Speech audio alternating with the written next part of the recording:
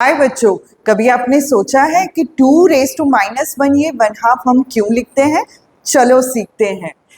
हम अगर 2⁴ लिखें बच्चों, तो इसका मतलब क्या होता है कि हमें 4 बार 2 को मल्टीप्लाई करना पड़ेगा, which would be equal to 16।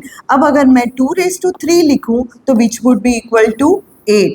अगर 2⁻2 लिखती हूँ तो वो हो जाता है आपका 4, और 2⁻, अगर मैं 1 लिखूं तो वो हो जाता है 2।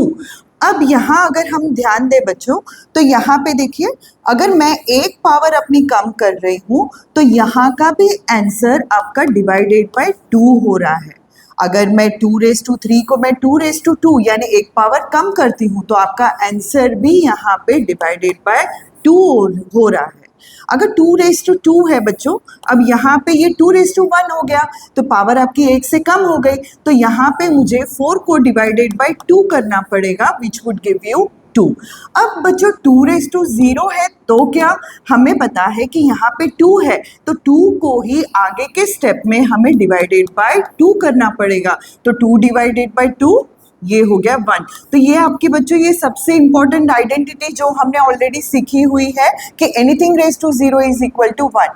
अब यहाँ ही हम आगे बढ़ते हैं। अगर 2⁻0 है और उसकी पावर हम और एक माइनस यानी और एक कम करें तो यहाँ पे 1 है, तो इस 1 को भी हमें डिवाइडेड बाय 2 करना पड़ेगा।